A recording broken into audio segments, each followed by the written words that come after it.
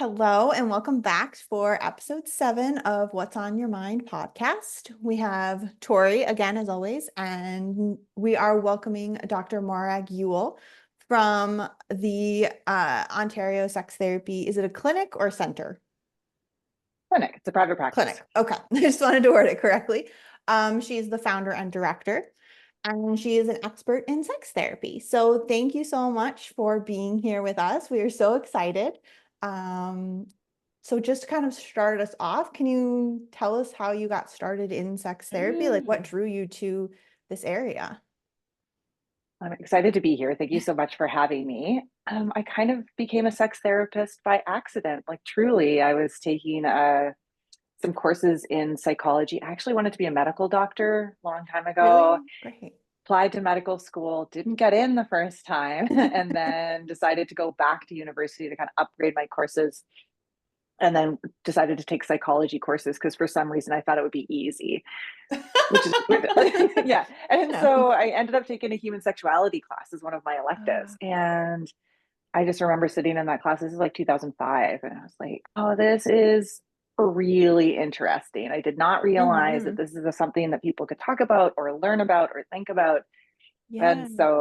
And because I was looking for a place to volunteer to go to medical school, of course, I asked the professor who was teaching the course if I could volunteer in her lab. Mm. Her name is Lori Brotto.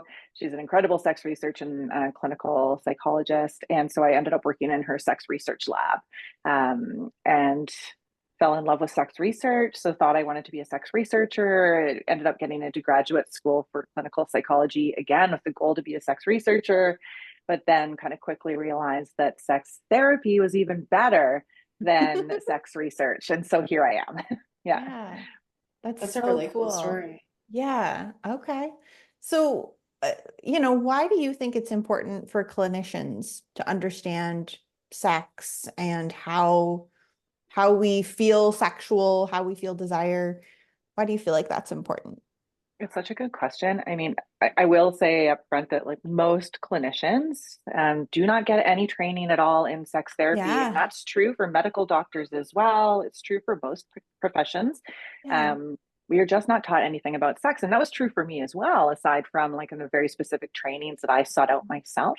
Mm. And so what ends up happening is that general therapists really don't know much about sex at all. And sex is a vitally important part of human being a human, even for Yeah. people who might identify as being asexual, for example. Navigating a sexual world is still important. So asexual people being people who are not interested in being sexual. So, for me, and the more I learn about it, the more that I think this is true. Sex is an incredibly important part of being a human. And Mhm. because most sex therapists and health professionals don't understand how it works, we just miss that part of the conversation in therapy a lot of the time, which is really too bad because it gets at when we can talk about sex, we're able to kind of dig into the deepest, most kind of like vulnerable parts of being a human. Yeah. Yeah. Extremely. Yeah. I find a lot, like I predominantly see couples in my work, and utilizing the Gottman approach predominantly.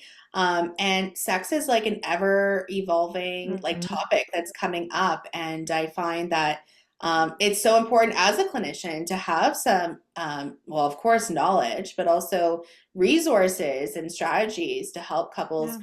talk about it even because some couples are like it's still quite taboo. Like a lot of people aren't talking about their sex life. And as you may know, like the Gottmans talk about how couples who have the best sex life are those who are talking about their sex life, which just makes sense, right? Like if you know each Yeah. other's interests and as Cassandra has shared with me, these, what did you call them? Accelerators Oh, the and brakes and accelerators. breaks. Yeah. Yes. And Mhm. I thought, oh, that's such an interesting way of putting it. But yeah, I find that so many people just don't have the language to Yeah. even go there and talk about it. I also found that with my own couples that I see where they don't realize how much their own development and their own understanding of sex or just myths about sex, they don't realize how much information they're just absorbing and how that affects how they talk to their partner about sex. And how, getting them to kind of have that honest conversation, can be quite challenging. Just even just as a woman, like thinking about, purity culture or just little comments that you get as like a little girl, like, you have a dress on, don't flail your legs about, right? Like just these little Yeah. things that you don't even think can affect how we view sex or our own personal sexuality. Yeah, well, most people don't get very little sex education, and Hmm. if they do get any kind of formal sex education, it's quite limited.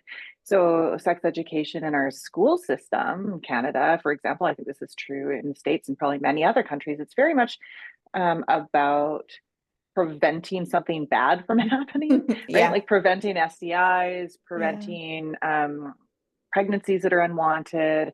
And it doesn't really have a lot of information or any information at all about pleasure, for Oh, heck example, no. Yeah, right? no, I know, not at That's not all. mentioned at masturbation, all. nothing. Or, like about like, okay, our interests, our likes, our dislikes, consent in a meaningful Yeah. way, right? So we genuinely do not learn anything about this, not like Mhm. us in general, and therapists don't learn about it either. Yeah. And so then people genuinely maybe have never said words like vulva or masturbate out Yeah. loud in their entire life. And then you're trying to navigate a sexual relationship with yourself and or with a partner. And how Hmm. are you supposed to know what to do? How are you supposed to know what myths and misunderstandings you have picked up along the way? Because we don't get accurate sexual information Yeah. anywhere. It's a real problem. Yeah, no, definitely. As an American, I can speak to, yes, we definitely did, or at least I went to a Catholic school, so it was really like the undertone was abstinence is best, Right? make sure Mm-hmm. you don't do anything before marriage kind of thing. And I know that that confused a lot of girls who went from this, it's a naughty, bad, dirty thing to, oh, I'm married now. I'm allowed to have sex. What does that mean? Like Yeah. kind of going from this taboo thing to it's a free for all. You need to have babies, you know? That's very important to Yeah. note. Yeah. Wow. Yeah, and also like the goal orientedness of that though, right? Like it's Yeah. sex for something, it's sex for procreation, Right. right? So we go from like, oh, sex is negative, sex is bad, something is something that we have to protect. And again, no pleasure in that Right. conversation. And then, Right. okay, now you're married, you have to have sex or you should be having sex. It should somehow be magically enjoyable Right. and also to have babies. Hmm. Like there's just no room for actual exploration of like what one Yeah. likes in your body or what even like the Yeah. nerve endings in your body like and how to be touched and held. Yeah. It's just like not part of the conversation at all. Yeah. That's so true. And so what that Very does though is it interesting. really sets people up. It sets people up to have sexual concerns. Like Yeah. adults who very understandably, sex is much more complex than we are taught, and when we're not Mhm. taught much at all, and then people end up with lots of shame around sex, for Yes. example. People end up with body parts that aren't working the way that they think that they should, or having sex Yeah. that doesn't feel pleasurable, or that is even unwanted, even though they want it. And then that gets really confusing and complex pretty quickly, right? Can cause problems in Yeah. relationships, can cause problems with mental health, all of this stuff. And Mm. no one knows what to do about it, right? Right. So there's quite a need for more therapists and just the world in general to be able to talk about sex more freely. Yeah. I Yeah. agree. I was just gonna say, the Gottmans talk about like sexual dysfunction in that if a lot of people feel like if they don't fit society's mold of what you're supposed to feel and do and how your body is supposed to work, and then there's something wrong with you, right? If you don't fit this like I'm gonna misspeak here, but this kind of like very rigid model of what sex should look like, right? Like the kind of like beginning stages leading to a climax, leading to like resolution type thing. And if you don't fit in that, there's something wrong. And I mean, really, who benefits from that are like the pharmaceutical companies, right? Because then now we have a problem, I'll solve your problem. But I think that Mhm. also leads to shame and embarrassment and Yeah. not seeking out help and like huge ruptures in relationships where there's like disconnection then and like secrets and a whole host of Mhm. issues, right? Yeah, absolutely. Yeah, I think that that's exactly right. In the, the narrow picture that we are given of what sex, quote unquote, should be comes from movies, it comes from porn, it comes from music, it comes from, Mhm. very well heteronormative, kind of Hmm. narrow view of what sex is, and most people, or very many people, will define as sex as like penis and vagina intercourse. That is sex. Okay. Right. But again, like this narrow view doesn't actually fit how sexuality works for many people. And Mhm. so, as the further you get away from that kind of like rigid, structured norm, the more room there is to feel bad about who you actually Exactly. are. Yeah. Yeah. Okay. Exactly. So what do you feel like are some, or what do you see as some of the biggest myths about sex or intimacy or even sex drives? Because that's, I feel like, is a big one that I always hear. It's like, well, my sex Yeah. drive is really low, or I have a really high sex drive. Like, what are some myths that you typically see? Yeah. I mean, the main one is there, some version of like, there's some type of normal and I'm not it. Right. And so kind of what we were talking about is like, oh, there is this like narrow idea of like my sex drive should look like this, or I should be interested in this kind of sex or this type of person, right? There's some sort of normal and I'm not it. And so then people genuinely, I can't count how many people I've had say to me almost verbatim, I feel broken. Mm, Right. And it's so sad because yeah. there's nothing wrong with them or their body, but it Right. just isn't working the way that they think they should. Yeah. Mhm. Right. And so, this idea of I'm not normal, I'm broken. And you bring up sexual desire, and that's another really good one. Is kind of this idea that desire should be spontaneous, it should be out of the blue, it should kind of like lightning bolt to genitals kind of idea of desire, which many people, like that's how it's presented in the movies. That's how it, shows up maybe for teenagers and young people, people in new relationships. Like the idea is not unfamiliar to people, but Yeah. the reality of desire is that actually it often arises in response to things being in a certain Mhm. way, right? Right. Rather than it being something that we have first and then we want to have sex. It's like, no, no, no, actually, there's a whole kind of complex sexual response cycle that I talk about often with people in therapy. And it really kind of tries to nail home this idea that sexual desire is not as simple as we think it is. And once we learn that and learn how Yeah. to work with our desire, then there's hope, you know? Um, Yeah. yeah. Okay. I Nice. see that in a lot of couples as well, where um, in a lot of heterosexual couples that I see, it's like the woman is saying, I need other things to feel that desire. I need that emotional connection. I need that like feeling of love or being a priority or like Mhm. thought of to like get me going, to get me in the mood to feel like to want to connect with you in a more physical way. And then I hear a lot of men saying like it's the opposite. Like I want to be with you physically, and then it makes me want to do these other things. So it's almost like this catch 22, like which one comes first? What do we do? And people are stuck, Yeah. right? It Yeah, almost seems like absolutely. one of them is conceding to the other in order to get their needs met, right? So like perhaps like the man saying, "Okay, I'm going to do these things because it makes you feel good, and I want to make you feel good genuinely, but I also want to get my needs met too." Yes. Yeah, I see that a lot. And one of the most difficult parts of that is like there's often a judgment call on which person's experience is quote unquote better. The quotation marks Yeah. around this word, right? Yeah. Like, Well, where do you because we have, start, right? So you got to yeah, start somewhere. yeah. So often when someone in that situation, like, oh, really, the emotional connection is kind of required for sexual desire to show up, which is totally normal. There's this idea of like, oh, well, maybe there's something wrong with you that your desire isn't easier in some way, Mm, which is just not true, right? Like the people's range yeah. of experience of desire, I mean, is quite broad, and there's no abnormal in when we're talking about it this way. So it's more about like when you have a couple like that, you have to work together as a team, right? It can't just be like, oh, well, one person has to meet the other person somewhere, right? Both people kind of have to go to some sort of starting point Right. and That's work right. together as a team so Yeah. that everyone feels cared for and no one feels like That's they're it. broken in some way, Mhm. right? Yeah. So true. Okay. Huh. Tori, did you have any other questions? Because you were on a roll No. with your questions. Oh my gosh, it just came to me, you know. No, that was I great. say I'm not going to speak, and then I end up speaking too much. Is what happens to me. No, I No, love but I it. think I just think like seeing couples, this does come up, right? Mhm. And I really just wanted your take on it, and that was like very well put. Like we need to work as a team. We need to make sure both people are feeling addressed, like their needs are being addressed and met. That one isn't more important than the other.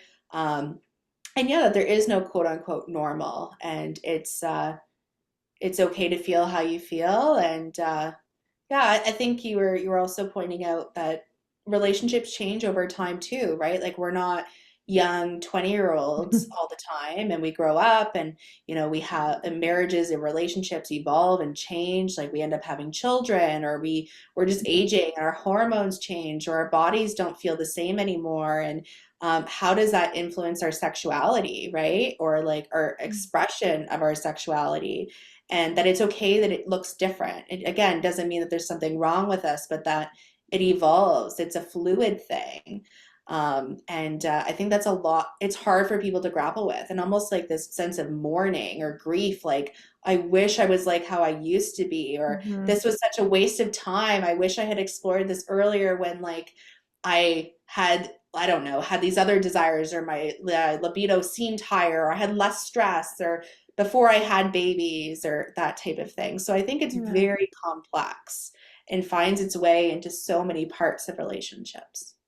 Yeah, I'm so glad you brought that up because yes, that's, it's maybe another myth, or it is another myth that, sex is for the young, right? Like, or sex is Yeah. for a Yeah. certain body type or something, right? Like we have this really Right. limited idea of like Yes. this certain type of people, a person gets to be sexual at a certain Yes. time, right? But Oh, it I really seriously couldn't like, agree more. yeah. And it really is like, yeah, no problem, because then it's like, oh, well, once we're not that thing anymore, or maybe we never were for whatever reason, then where does that leave us, right? And people feel really stuck. Whereas there's some really wonderful research by Dr. Peggy Kleinplatz out of Ottawa, and she wrote a book a couple of years ago called Magnificent Sex, and it has some more of the title. But so Magnificent Sex, and her research really tried to look at people who self-identify as being um, outstanding lovers, right? Okay. And it turns out that the people who really say that they're having the best sex of their lives, or they self-identify as being really experiencing lots of pleasure in sex, they tend to be older, they tend to Mhm. be not straight, right? They tend to be outside of this idea of like, okay, this is who has sex, and this is how you have sex, because they've actually had to step away from the norms Mhm. of how Mm. sex, quote unquote, should be, Yeah. and been able to find different ways to experience pleasure in their bodies just as they are, and share that with others. That Yeah. makes a lot of sense. They're Yeah. rejecting the norm, or what should be, listening to their bodies and minds about what feels right, and then getting curious, exploring that for what it means for them. And then it's like a holistic experience, right? Like they feel Yeah. um they can feel the most pleasure in that. Mm. That just Exactly. makes sense, right? Yeah. Yeah. And when you're older and your kids are out of the house, you have more time to have a whole day There where you you have go. sex, and may have some snacks in the fridge that you just get up and eat and then go There back to you bed or go. whatever. There you go. There Perfect. you go. Oh my goodness. That's Did great. you have any other questions, Cassandra? Um, yeah, so I guess my other question is, when you have like a couple that comes to you where one individual has, for lack of a better terminology at the moment, like a higher sex drive. They really they understand their body really, really well. They are raring to go. And then you have another partner who just, it's not that they're not interested in sex, they just maybe comparatively aren't as interested or curious. How do you counsel couples that are like that? Like, how do you help them connect and meet to a common ground? Especially That's when such a both good of question. them want to be on a common ground. It's just that, yeah. Sorry, go ahead. Yeah, I mean, it's such a good question. And this is, some version of what I see most of in my Mm. practice is, people have different sexual interest, level of desire. And I Yeah. would say that like that is more normal Mhm. than, you know, two people having the exact same amount of Oh yeah. desire and liking the exact Sure. same thing, right? So it's like, okay, like Yeah. being able to navigate. I think about it almost as like, okay, so two people have their own sexuality, all completely normal. And how do we find the overlap potential Mm, between the two people? Right. And so, you know, for someone who has a lot of ease around their sexuality and like is feeling connected to their body, doesn't have a mm. lot of, well, breaks, you know, on their sexual Right. cycle, it's kind of flowing easily, it's easily accessible. Um, Good for them. And it's really common for people to have more tension around their sexuality. Cassandra, you mentioned purity culture, for example, or Mm, negative messaging around sex, right? yeah.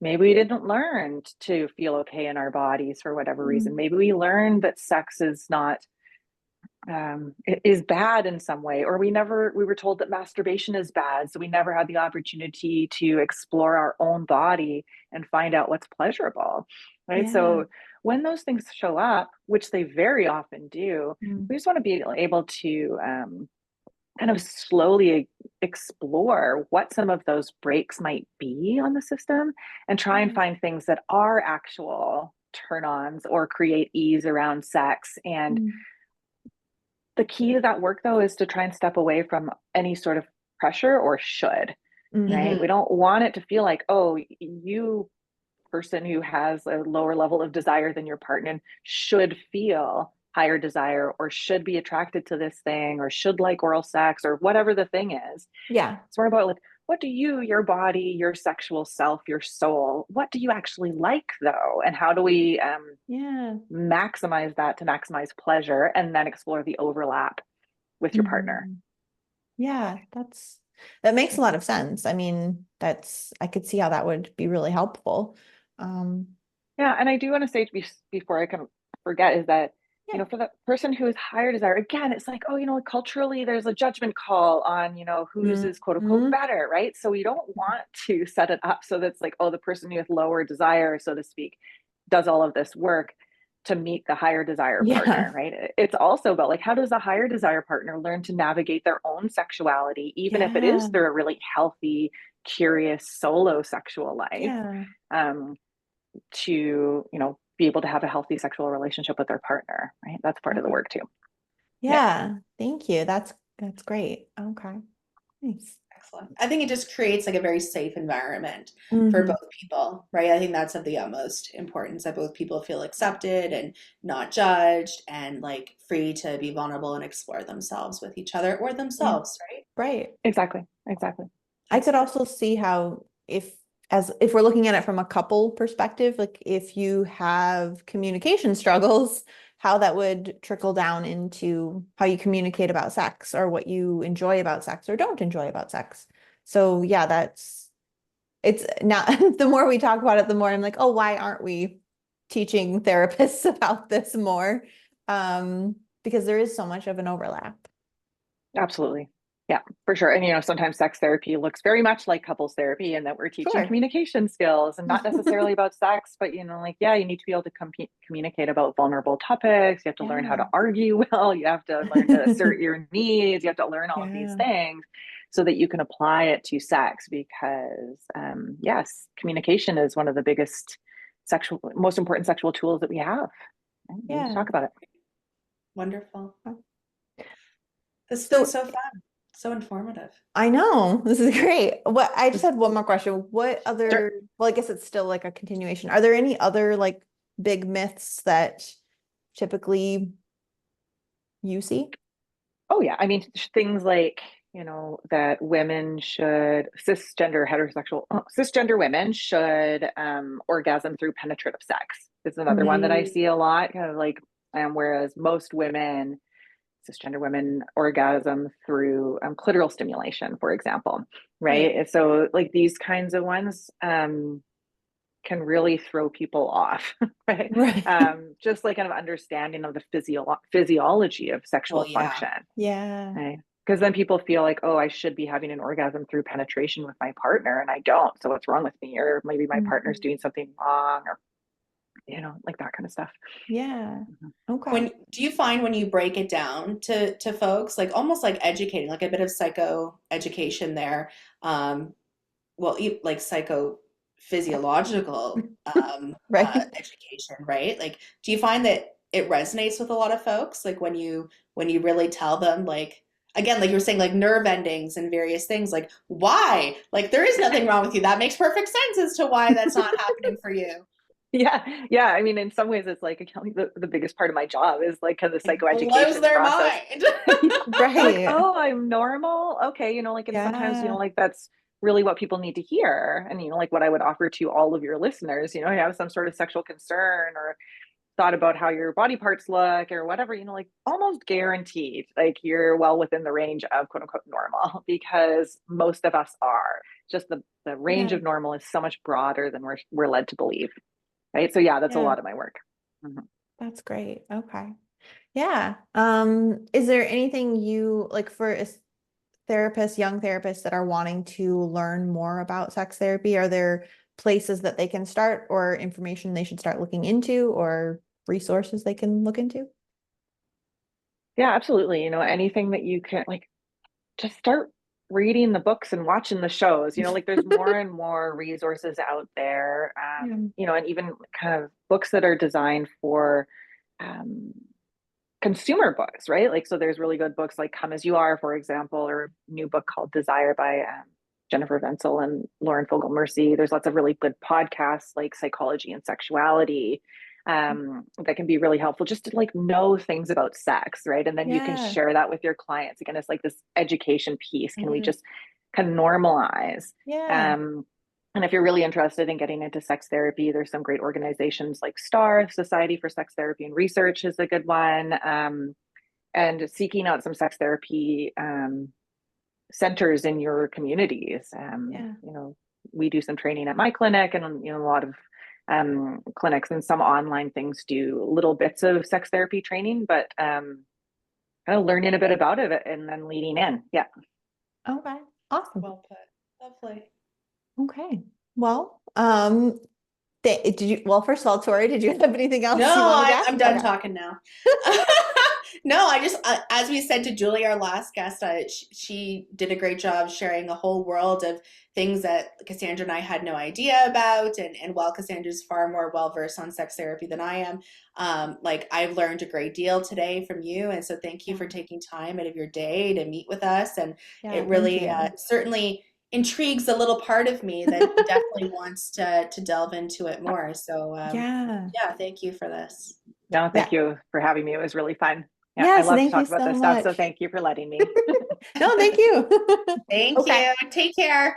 Bye. Bye. Have a good week.